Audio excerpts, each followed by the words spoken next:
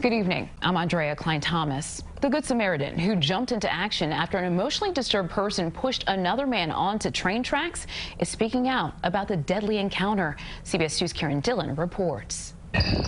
This cell phone video captures the terrifying ordeal. A naked man who police say was emotionally disturbed approaches a stranger inside the 110th Street Central Park North subway station on Saturday afternoon.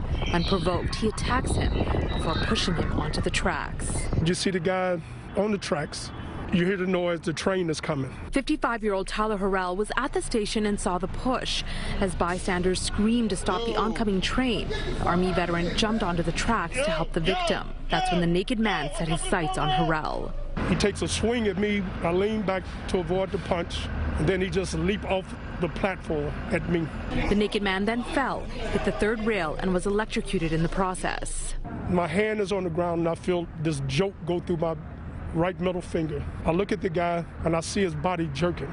Horrell and the man who was pushed both suffered minor injuries. They were taken to the hospital for treatment. Horrell says he continues to relive the horrific encounter over and over again in his mind.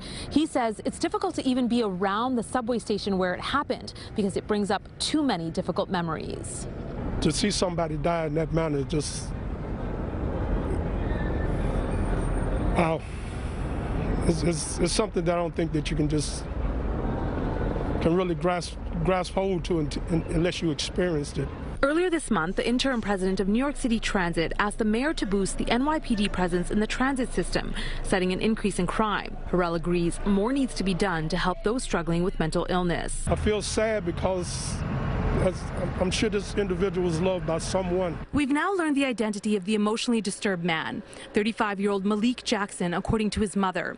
She tells us he suffered from schizophrenia and had been off his medication for a month. She says he had not been receiving regular care because of the pandemic. Horrell, a youth mentor, says he feels for the family. The way I was brought up, the person that God made me is to have compassion for people. Horrell says he's glad he could help one victim, but he wishes he could have helped Jackson as well.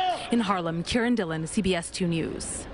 How devastating. The man who was pushed onto the tracks was taken to the hospital. We have not received an update on his condition.